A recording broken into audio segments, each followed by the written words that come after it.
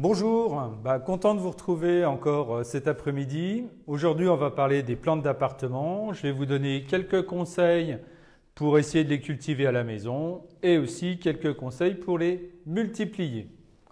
Alors, déjà, avant de commencer, je vais vous rappeler deux, trois petites notions qui sont indispensables pour savoir cultiver une plante. Pour une plante, elles ont besoin de trois grands besoins.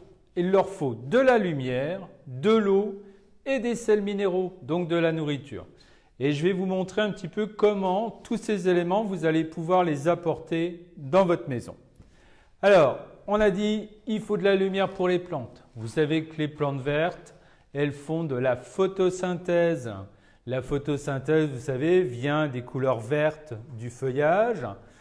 Et c'est la photosynthèse qui va faire développer votre plante. La photosynthèse, pour en faire, il faut de la lumière. Quand il n'y a pas de lumière, il n'y a pas de photosynthèse. Donc, placer votre plante dans un endroit stratégique de votre maison est vraiment important. Alors, vous voyez ici, j'ai quelques plantes près de ma fenêtre parce que vous comprenez bien que plus elles vont être proches de la fenêtre, plus elles vont récupérer de la lumière. Alors, vous voyez, moi, j'aime pas trop que mes voisins me voient, alors j'avais mis un rideau.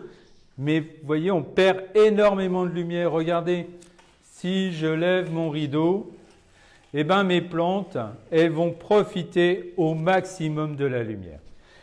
Ce qu'il faut savoir aussi, c'est que ce sont toutes des plantes d'origine tropicale. Tout ce que vous avez chez vous, c'est d'origine tropicale. Autrement, ces plantes, elles seraient dans votre jardin. Sous les tropiques, toute l'année, 12 heures de soleil, 12 heures de nuit. À Nancy, aujourd'hui, 12 heures de soleil, ça va être dur de les trouver. On a une très faible luminosité. Donc, souvent à partir du mois d'août, vous avez une baisse de la luminosité. Donc, à partir de ce moment-là, vos plantes, elles vont rentrer en période de vie ralentie. Par contre, en ce moment, vous voyez qu'on augmente le nombre de minutes d'ensoleillement. Et là, vos plantes, elles vont repartir. Donc, quand vous entretenez vos plantes, il faut respecter le rythme de la lumière et les chouchouter quand elles vont manquer de lumière. Et maintenant, vous allez pouvoir les booster pour qu'elles repartent de plus belle. Alors, petit détail, vous avez remarqué ici à côté de ma fenêtre, ça doit être assez similaire chez vous, il y a un radiateur. Et oui, chez nous, les radiateurs, ils sont placés près des fenêtres. Et qui dit radiateur dit ambiance sèche. Donc moi, je vous invite, vous voyez, à faire attention parce que ma plante là, ma plante tropicale, vous voyez là, elle est juste au-dessus du radiateur pour avoir la lumière. Et ces feuilles, elles vont sécher. Regardez, je vous l'approche.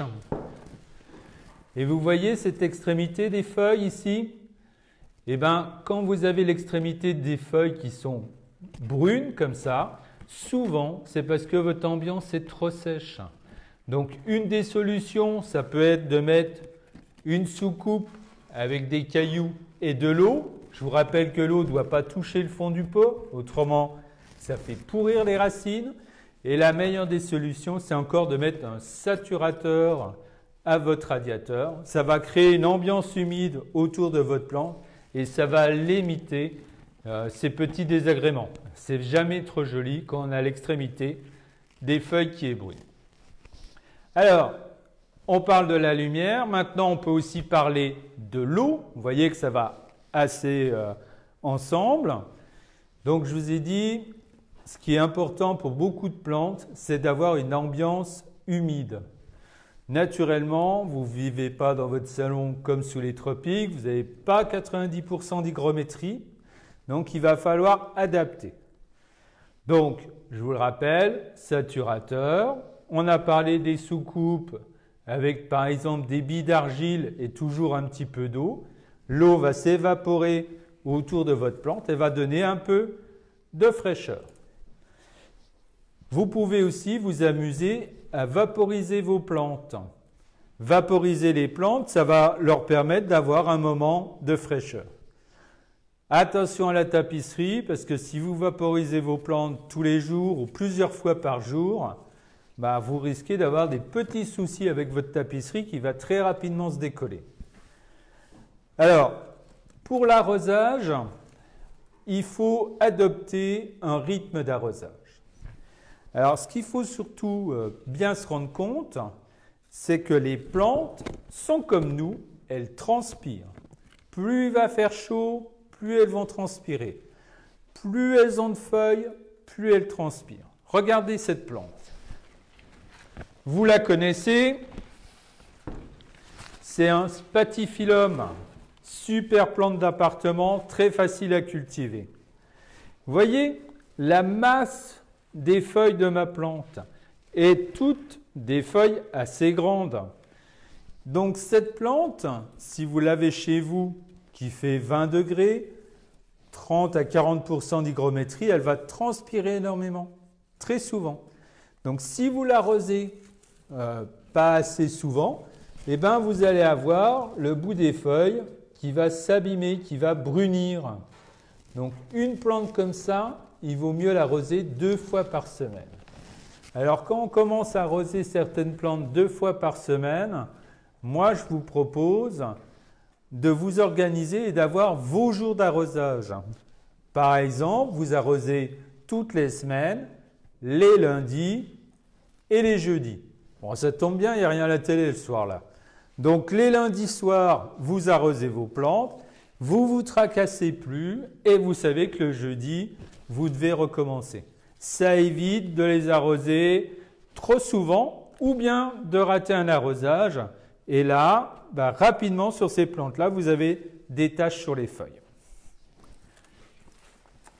Alors, pour cette plante qui a des grandes feuilles, je vous ai dit, on les arrose 2 fois par semaine. Par contre, d'autres plantes, ici, vous voyez, vous avez une très jolie broméliacée, une plante très spectaculaire avec des très très jolies fleurs. Ça, c'est une plante qui vit souvent dans la forêt tropicale, dans des endroits où il n'y a pas beaucoup de terre. Alors, on vous dit souvent que cette plante-là, vous pouvez l'arroser au cœur, parce que si je vous montre, vous voyez que les feuilles ressemblent un petit peu à des petites gouttières et l'eau dans la forêt tropicale coule le long des feuilles et vient s'accumuler au centre de la plante. Donc moi, je vous invite à ne pas le faire chez vous, ça risque de faire moisir votre plante. Je vous rappelle, chez vous, ce n'est pas la forêt tropicale. Donc il va falloir adapter l'arrosage avec un petit arrosage 1 fois par semaine au pied de la plante. Alors, autre plante originale, tout ce qu'on appelle les plantes succulentes. Vous voyez ici, j'ai ramené un Sansevieria. Le Sansevieria, on peut associer sa culture à la culture de ce qu'on appelle les plantes succulentes ou les cactus. Donc, dans son milieu naturel, lui, ce n'est pas la forêt tropicale, c'est les zones arides, juste avant le désert. Dans cet endroit-là, il va pleuvoir d'une façon très importante et le sol va se ressuyer.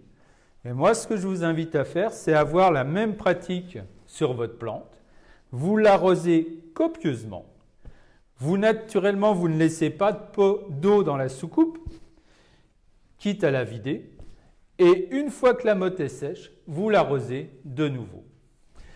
Donc, moi, je vous me demande de faire un peu attention à vos plantes et de repérer celles qu'il faut arroser 2 fois par semaine. Peut-être qu'elles ont trop de feuilles, le pot est trop petit.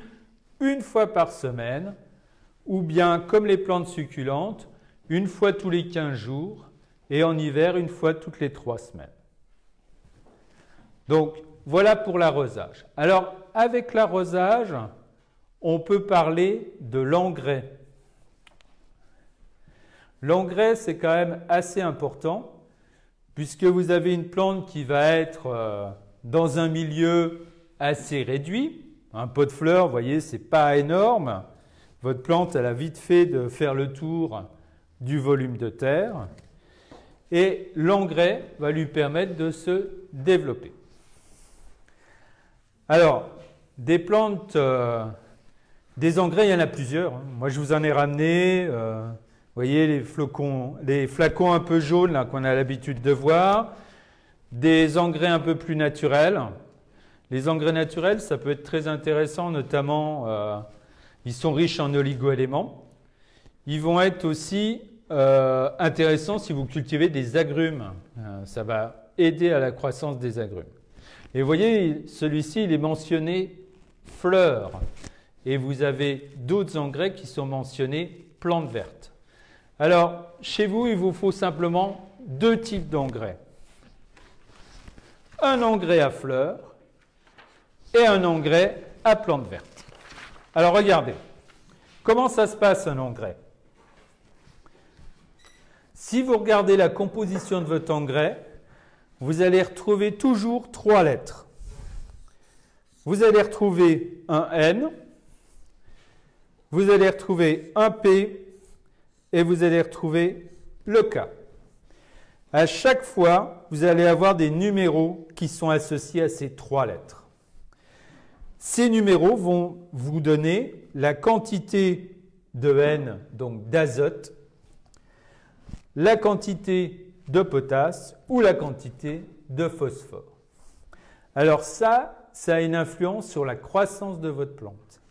L'azote, le N, lui, il est là pour faire pousser les feuilles. Très belles feuilles, vous remarquez.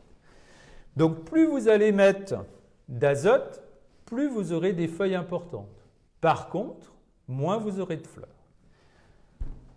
Le phosphore, lui, justement, c'est l'inverse. Il va faire que la plante va faire plus de fleurs. Donc, si vous mettez un engrais avec beaucoup de phosphore à une plante verte, ça ne va pas beaucoup l'aider. Et la potasse, la potasse, elle, ça va lui permettre de faire des beaux fruits à votre plante. Donc, la potasse, elle est souvent associée au P et ça va donner aussi de la résistance à votre plante. C'est-à-dire que ça va lui permettre de grandir et d'être forte.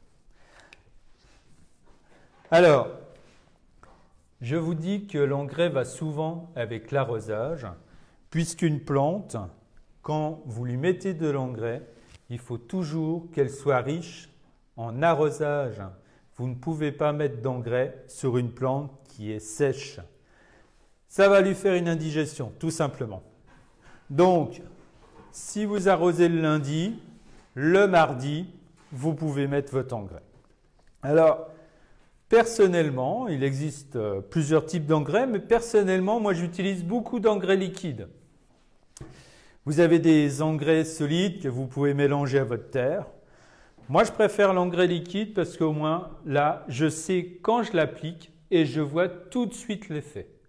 Un engrais solide, il va se dissoudre à son rythme, il va se dissoudre quand la motte est humide et peut-être pas quand vous avez envie que votre plante se développe. En ce moment, vous pouvez mettre de l'engrais pratiquement toutes les semaines. Il faut que votre plante, elle démarre et qu'elle profite des jours longs.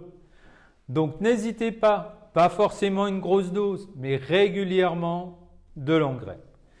Si vous ne voulez pas acheter de l'engrais, vous avez d'autres solutions. Je vous propose aussi d'utiliser votre compost. Vous prenez votre compost, vous le mettez par exemple dans un linge et vous le faites infuser dans un seau d'eau. Ainsi, toute la nourriture du compost va passer dans l'eau et vous pourrez arroser vos plantes de cette façon. Donc un engrais qui ne coûte rien et qui est très propre. Ce qui est intéressant de mettre un engrais qui est biologiquement respectueux de l'environnement, c'est que si votre plante, vous la dépotez et que vous remettez votre terreau dans votre compost, vous n'aurez pas d'engrais chimiques qui vont polluer votre compost. Alors, je vais vous montrer une plante qui est très gourmande en engrais.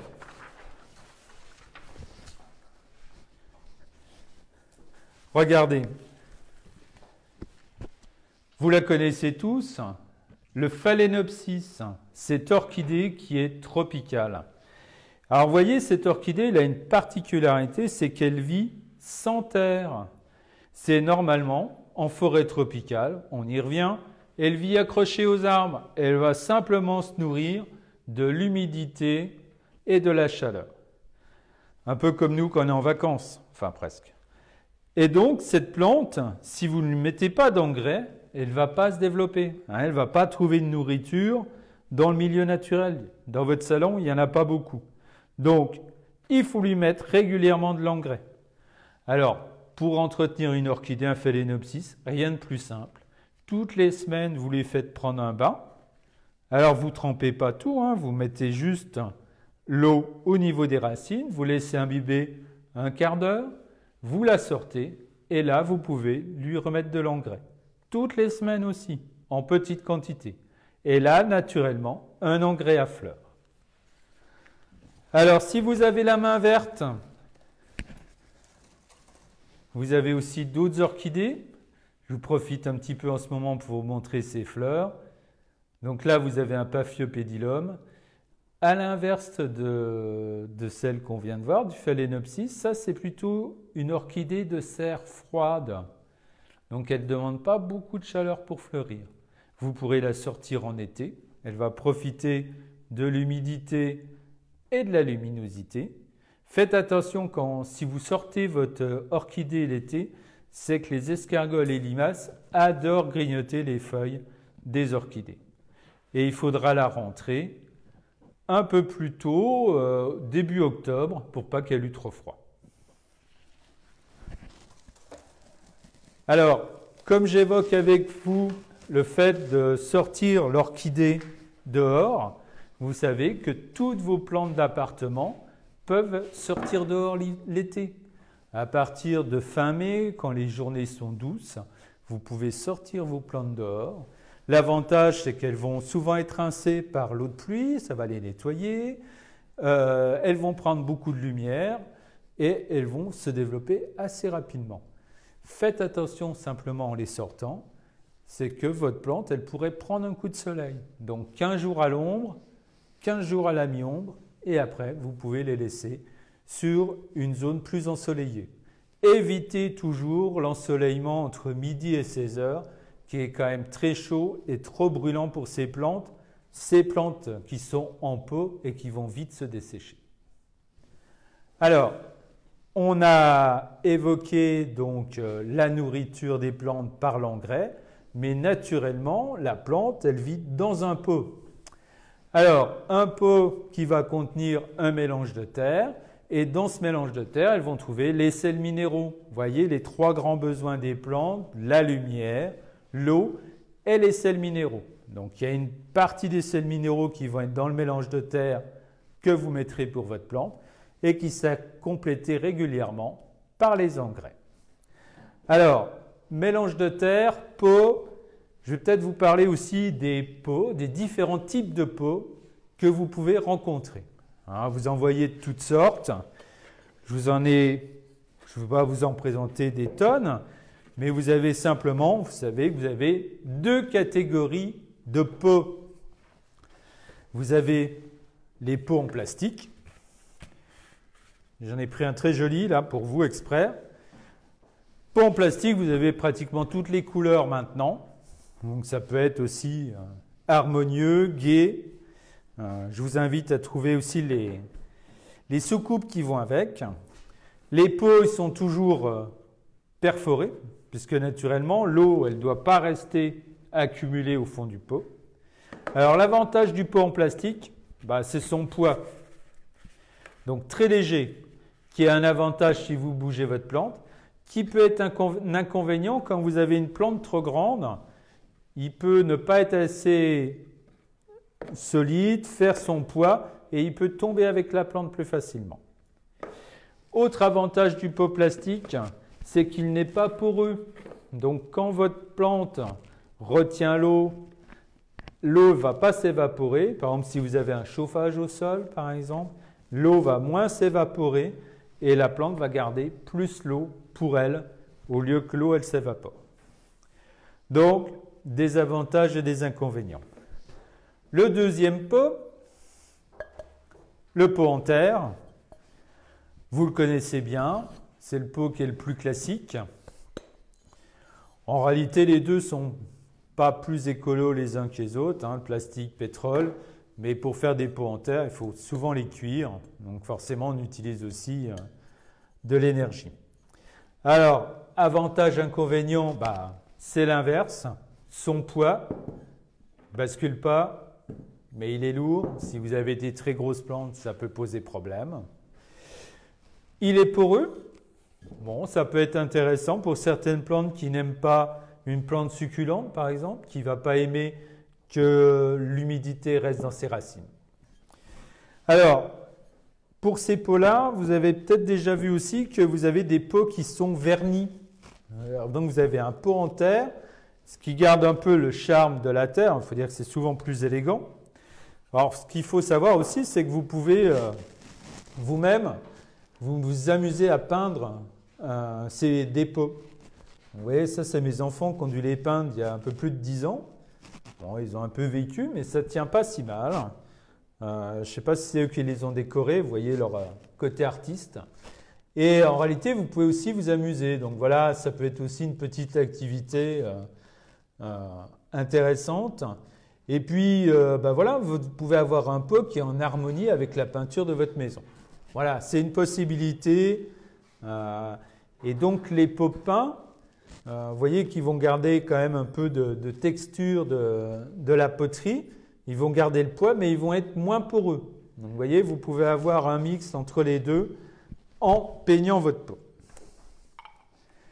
Alors, qui dit pot dit soucoupe.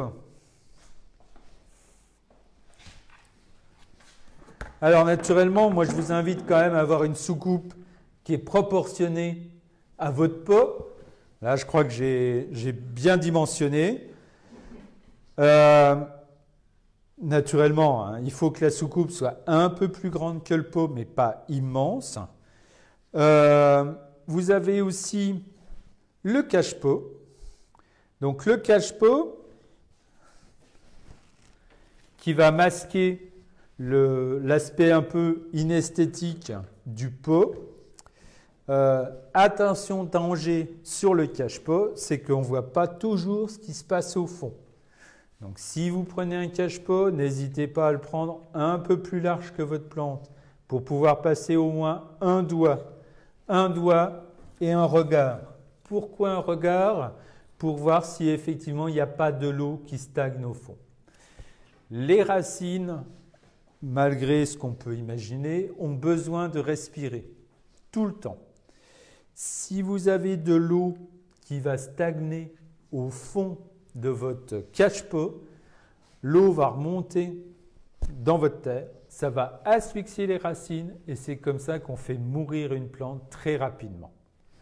Donc faites attention à ça, vérifiez régulièrement si l'eau n'est pas présente au fond. Au cas où elle est présente, il faut la vider et rapidement. Donc voilà pour le choix de pot.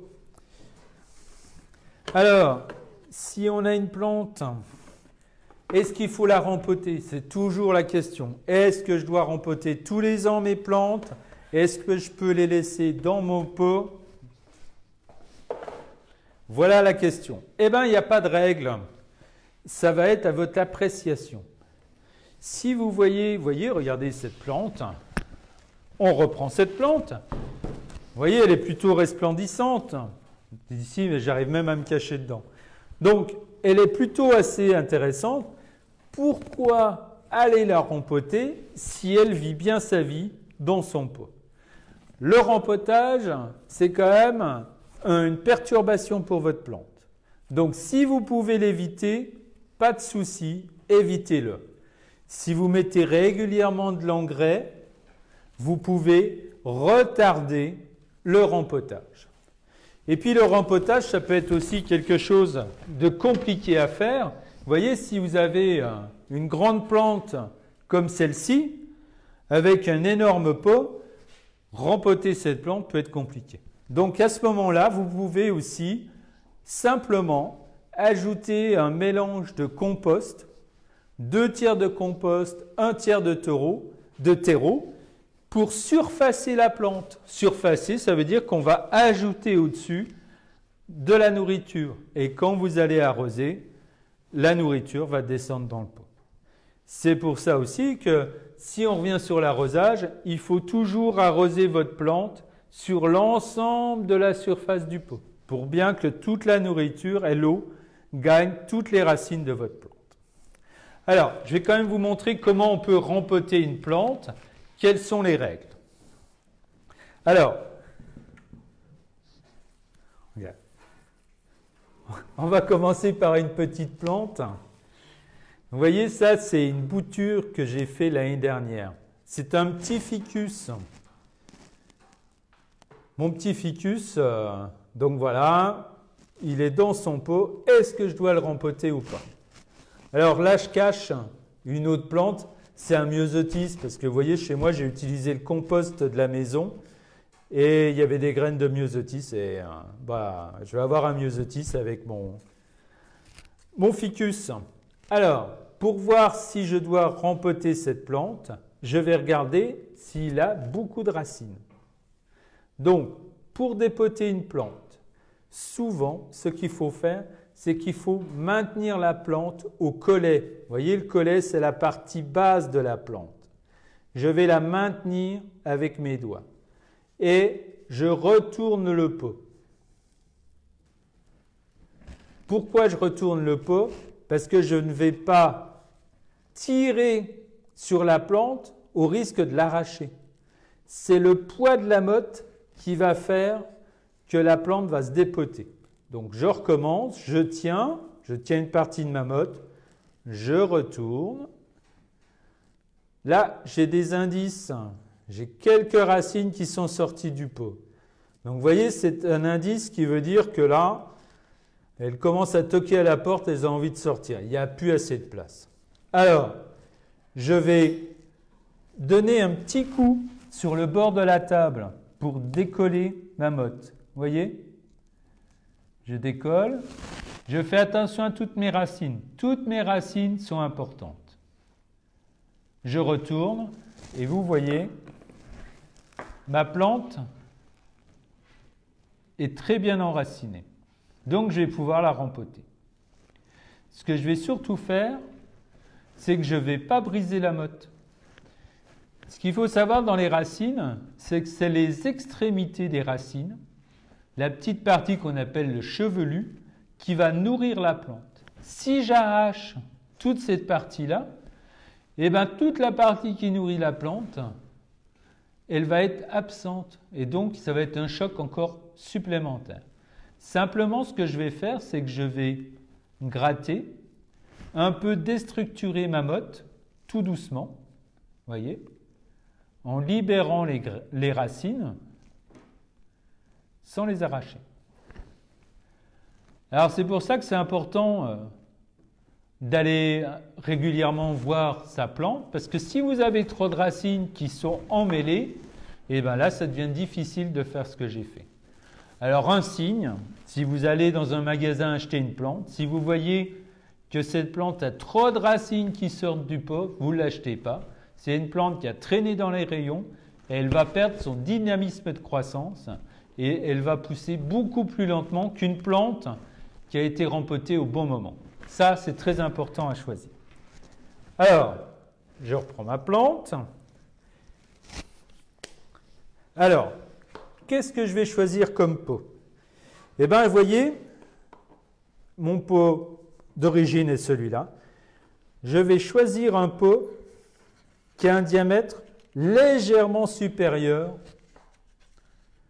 au pot actuel. Je ne prends pas un pot surdimensionné parce que ma plante, elle va être perdue. Donc, il vaut mieux que je la rempote tous les 2 ans que de vouloir la mettre dans un très gros pot et là, elle ne va plus pousser. Donc, je choisis ce pot-là. Vous voyez qu'au fond, il y a énormément de trous pour que l'eau, l'excès d'eau, puisse partir. Alors, au fond, je vais placer ce qu'on appelle des tessons. Bon, vous voyez, nous ici, on est au jardin botanique, on a beaucoup de pots en terre. Donc on a beaucoup de tessons. Les tessons, vous voyez, c'est des pots qui sont cassés. L'avantage du tesson, vous voyez, c'est que le tesson, il n'est pas plat. Comme les pots sont ronds, les tessons sont toujours un peu bombés. Donc il y a toujours un petit peu de place pour que l'eau elle puisse se glisser. On ne demande pas que notre drainage qui est au fond bloque tous les trous. Il faut que ça laisse quand même passer l'eau. Donc je vais positionner mes tessons au fond du pot, comme ceci.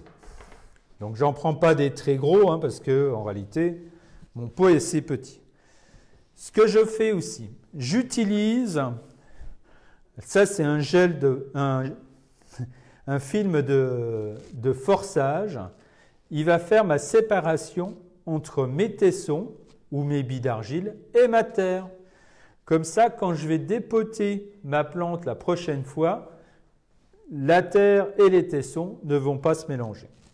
Donc, je le positionne pour faire une séparation entre ma terre et mes tessons. Il faut un film qui laisse passer l'eau. Hein, naturellement, on ne prend pas un plastique. Ensuite, je vais utiliser un mélange classique. Alors, pour pratiquement une grande partie des plantes d'appartement, vous pouvez, un peu comme les plantes de jardinière, utiliser ce mélange. 1/3 de compost, 1/3 de sable et 1/3 de terreau. Vous prenez ce mélange, vous le mélangez, abracadabra, et voilà. Et il est fait. Ensuite, vous voyez, vous allez pouvoir... Bon, là, je vais enlever mon myosotis, hein, tant pis. Tant pis pour lui. Je vais aussi supprimer la croûte supérieure de ma terre. Celle-là, elle est épuisée. Vous voyez, c'est elle qui a pris toute l'eau d'arrosage, donc elle a entraîné l'alimentation qu'elle avait en elle. Il n'y a plus rien. Donc, il n'est pas important que je la conserve. Il y a une question. Est-ce qu'on peut mettre du marc de café dans le mélange? On pourrait, mais à mon avis, c'est plus intéressant de l'utiliser dans le compost directement. Moi, j'ai peur que ça apporte un peu trop d'humidité, donc moi, je vous conseille plutôt de l'utiliser pour faire votre compost, ou si vous avez l'occasion, vous y en avez beaucoup, vous pouvez l'utiliser pour faire un lombricompost, ce qui marche encore mieux, et ça vous donne un jus, de style ce qu'on appelle un thé, qui est très riche en nutriments. Alors, en tout cas, ce n'est pas néfaste quand même, hein. Donc, pour rempoter ma plante, je vais mettre du terreau au fond. Je positionne ma motte. L'idée, vous voyez, c'est que le haut de ma motte soit plus bas que le haut de mon pot. Si autrement, quand je vais arroser, si ma motte est trop haute, l'eau va ruisseler sur les côtés et elle va tomber. Alors, là, en réalité, elle paraît un petit peu haute, mais comme ma terre n'est pas tassée au fond, si je tasse, vous voyez, ma motte, elle se retrouve nettement en dessous du niveau. Ensuite, avec ma main, je vais faire cette technique toujours. Je vais laisser glisser le long du pot, en tournant le pot, la terre, pour qu'elle puisse rentrer dans le nouvel espace qui est libre ici. Je continue.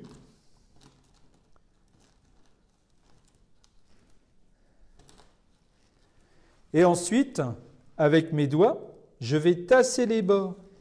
Parce que c'est au bord que j'ai ajouté de la terre. Là, je n'ai pas tellement ajouté de terre, donc je ne vais pas massacrer ma motte. Je vais tasser sur les côtés. Des petites tapettes pour aplanir, vous voyez, et ma plante est rempotée. Ensuite, qu'est-ce que je fais et que je n'oublie pas? Il faut que je l'arrose très rapidement. puisque toutes mes petites racines, elles ont été enlevées de ma motte, il faut qu'avec l'arrosage, elles puissent rapidement se recoller aux mottes de terre pour pouvoir nourrir tout de suite la plante.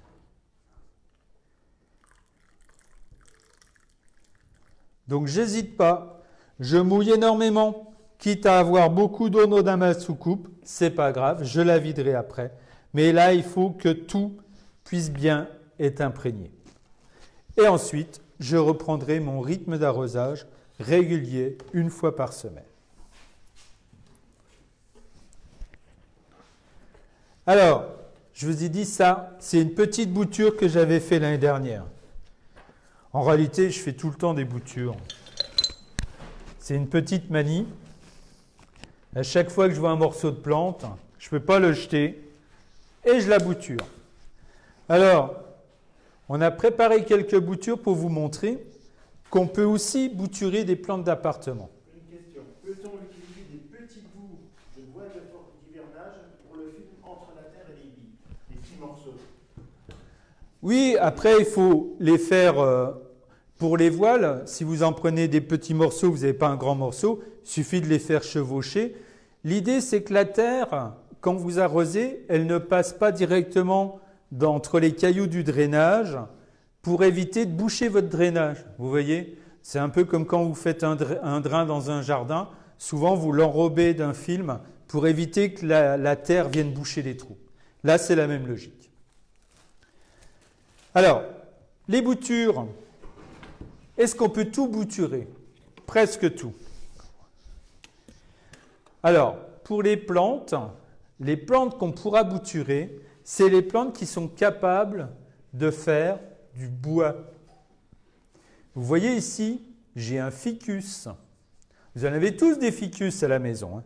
D'ailleurs, très bonne plante d'appartement, très facile à cultiver et qui pousse très bien. Vous voyez, mon ficus là, on voit bien, hein, il a du bois.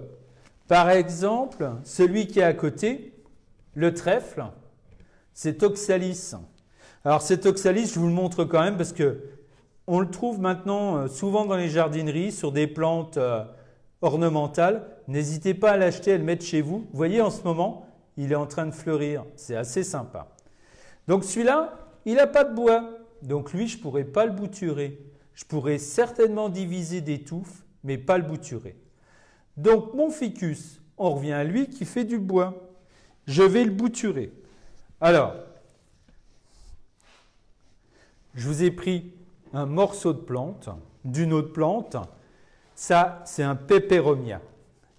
Vous voyez, lui, pareil, il a une tige dure. Donc, je vais pouvoir le bouturer. Quelle est la problématique de la bouture? C'est que cette tige, elle n'a plus de racines. Vous savez que les racines, elles alimentent en eau la plante. Comme elle transpire, on l'a dit tout à l'heure, s'il n'y a plus d'alimentation en eau et qu'elle continue à transpirer, elle va mourir. C'est ce qui arrive sur certaines boutures qui deviennent toutes sèches. Vous voyez? Ah bah j'en ai plus des boutures sèches. C'est toujours comme ça. Vous voyez?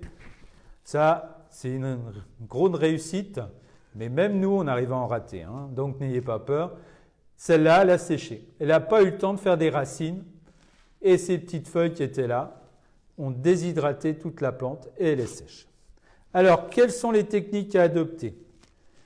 Vous voyez, ça va être au niveau des nœuds, à ces endroits-là, que les bourgeons, au lieu de faire des bourgeons à feuilles, le bourgeon, il va faire une racine, ce qui est assez incroyable. Vous voyez que les plantes, elles sont quand même assez incroyables. Essayer de faire une bouture de doigt, ça va être compliqué.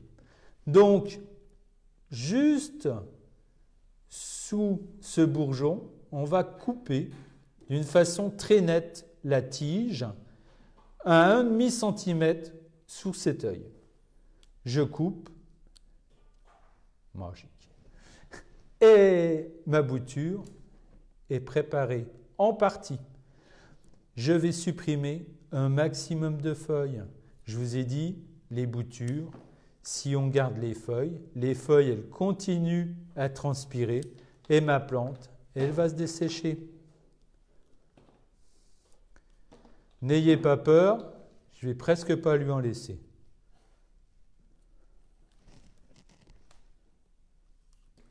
Voilà, ça va être ma bouture. Donc vous voyez, elle fait à peu près une vingtaine de centimètres, presque plus de feuilles.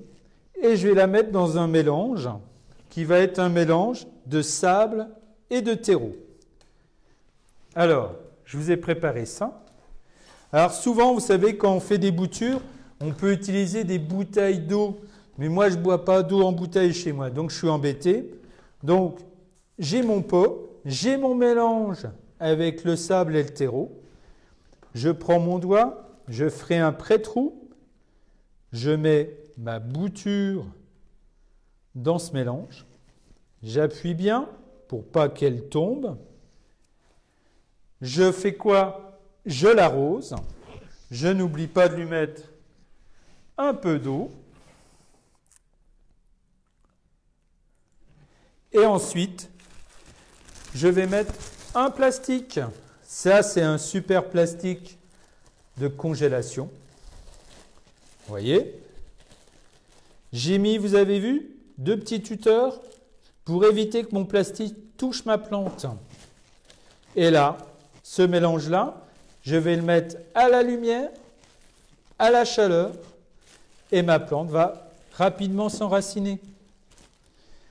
Vous voyez, là, j'ai quelques boutures qui ont déjà été faites il y a un peu plus de temps. Alors, j'avais aussi les hormones de bouturage, vous savez, ça, vous pouvez vous amuser à en ajouter. En réalité, ce n'est pas une obligation. Mais si vous voulez assurer votre coup, vous pouvez le faire. Donc, vous voyez, ici, on a fait des boutures de pélargonium.